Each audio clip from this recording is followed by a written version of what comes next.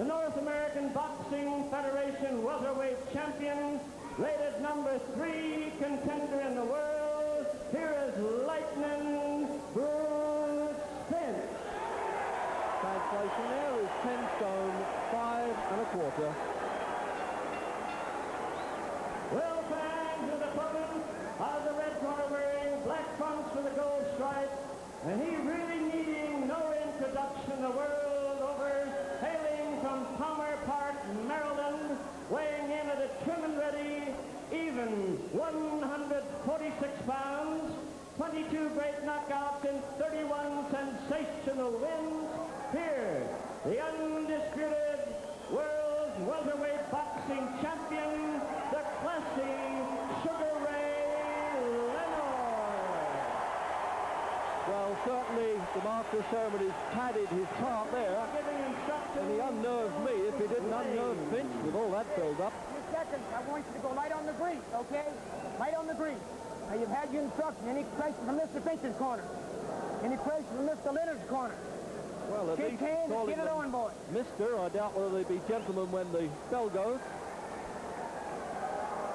So set, of course, for 15 rounds, the Americans call the Unified Championship. That means Leonard holds both titles, WBC, World Boxing Council, and World Boxing Association. Ready?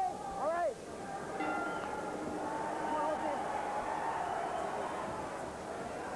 And the odds players in Nevada are really not betting, as they say here, head-to-head, because Leonard is such an outstanding favorite. But what they're trying to do is to gamble on the round it could end, and it's anything up to 8. After that, there are hardly any odds available. I think it's about 8-1 against Finch's chances, and you might say Bruce who, but he is number 3 official in the ratings, and he is the North American Boxing Federation champion. And at the moment, no mug.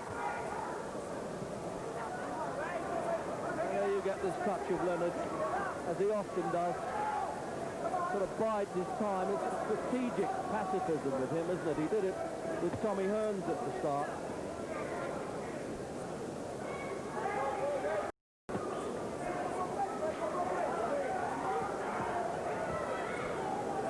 I don't think they really have to size each other up, because they did fight as amateurs back in 1973, the National AAU Championships, and of course Leonard won on points, and that was Finch's last amateur fight.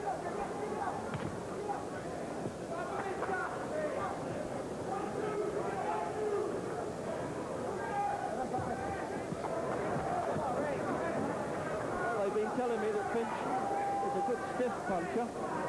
Can't say I could quarrel with that. I haven't tasted him, I'm not likely to.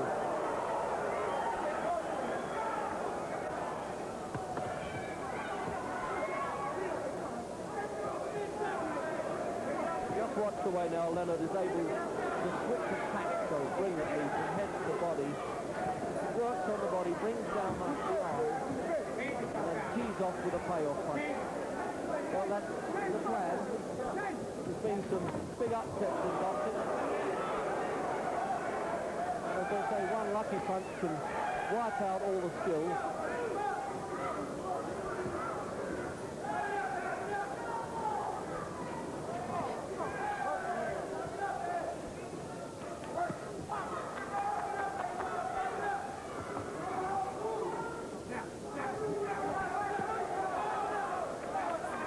Half a minute to go in the opening round, and Leonard lays that right hand on Finch's chin well. He's a bit square, Finch, and he's dropping the right hand over the top of Finch's left. Look out for that now.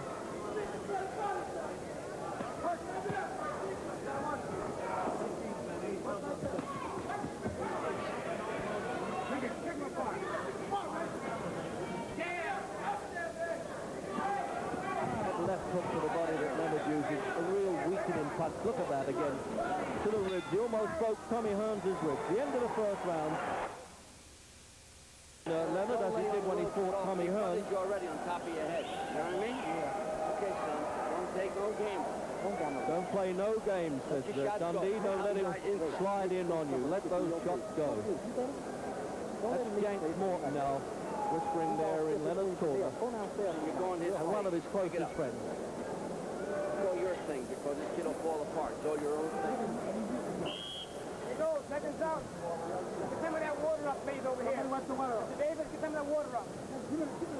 Now they're complaining at the start of the second round that there's some water in Finch's corner. I wouldn't have thought he needed too much washing down after the first round, I should say. Now there you go, they almost give them a wash and brush up between rounds, these pro seconds.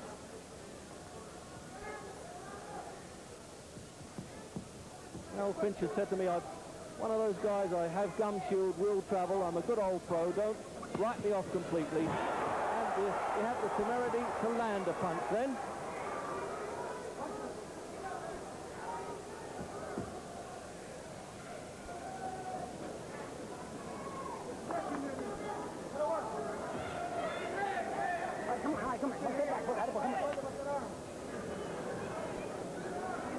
Leonard's casualness contributing to that.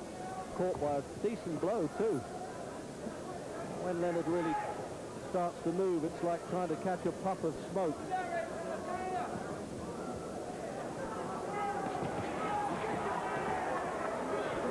Well, Finch getting a bit of success in the second. Leonard there just reminding him that could be things to come with a right hand to the body. But a lot of excitement in Finch's corner. But they're the smart ones. They get out of the ring when the bell goes. Meanwhile, he's responding there, Finch.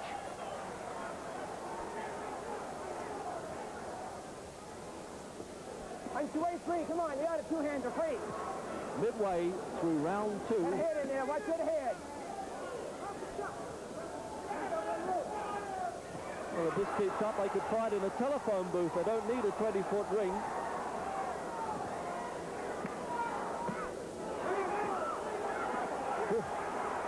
Now Leonard sinking him in. That was a marvelous combination of punches. Holding on a bit, Leonard. Oh! And he's over. Well, he's not going to beat this count, is he? Because he's leaving it late. He's bellowing in his ear there, Milsdane. Is he letting him fight on? The crowd was dimming the noise there to know exactly where the count reached. Leonard pulled him over the punch. He let those punches go. He's not carrying this fellow. Tommy Hearns has beaten Finch, but not like this.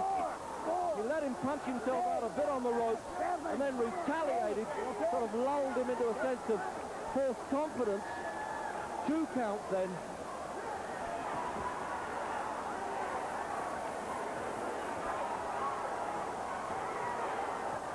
I don't think Finch has got long enough to recover in this round.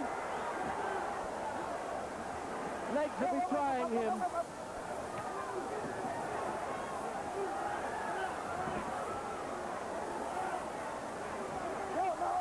Just showing off with that punch. And I tell you, that sound was like an orchestra to Finch, that bell. You will receive... But no, the referee is saying it's okay if you don't want to surrender. He can come out. The doctor is standing behind, but let's have a look now in replay. He was holding a bit with the right hand there, Leonard, but he got away with that. And that was the right hand. He was standing square. It didn't look that hard, but it must have been hard enough. And now in another one from the overhead camera, just caught Leonard well, and there it goes again, travelling down. I did say, watch for that overhand right.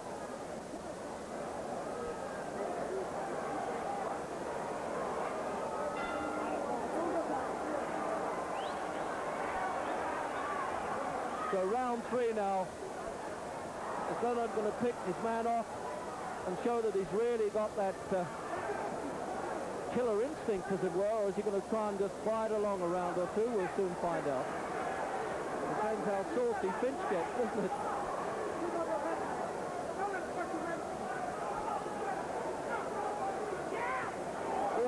No, he's unloading the right hand again. I mean, what an armory of punches this fellow's got. He's so outstanding in his division.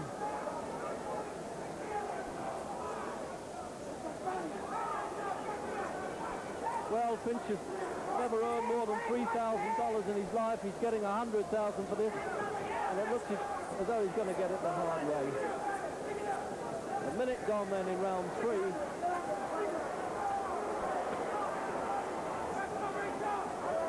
And Leonard almost able to show the punch before he throws it.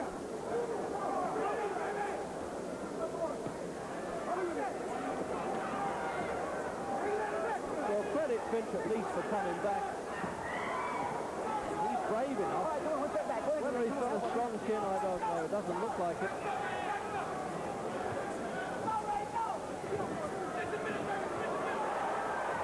It's the downward arc of that punch. Ali could do it. Oh, the legs have gone again. The knees are buckling. I think it's all over. It looked to me as though Mills Lane was trying to stop the fight there, but he's making Leonard go for a neutral corner before he continues what seems the formality of a count surely.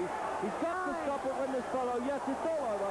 Mills Lane in the third round was going to stop that fight just before Bruce Finch hit the floor, but he quite rightly continued to count, and he quite rightly sent Leonard away from his own corner to a neutral corner and allowed Finch to get up. But really, by that time, it was all as one-sided as a lynching. How about here, though? Up here. Hey, we'll block here. No, but we still got... Well, the effortless there, now we can see it again, that the left hand uppercut. Now, that's probably the hardest punch in the book to throw. Poor Finch, the leg said goodbye to him at that stage, and he was still throwing punches, as we see it in slow motion, as he was hitting the floor. And we'll look at it at another angle. That's the downward punch, side of the jaw. Totally bemused there, Finch. Cameras, you ready to hand them to me? I may lose the 35. And it was just as well that those flurry of punches missed as he went down, and from the overhead camera then, that's the one that did the damage. They all do damage. The left hand uppercut was a peach of a punch, and really, from there on in, he had no chance at all. Looked as though he's looking for a gate to say goodbye and walk out, but poor Finch just can't cope with it.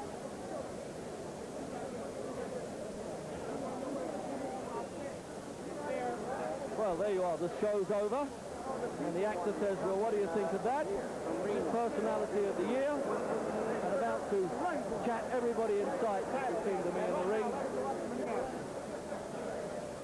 And the man that people forget so quickly is the cruel. Well, ladies and gentlemen, we have the time of the knockout. 1 minute and 50 seconds in round number 3. Referee in charge, Mills Lane, stopping the bout.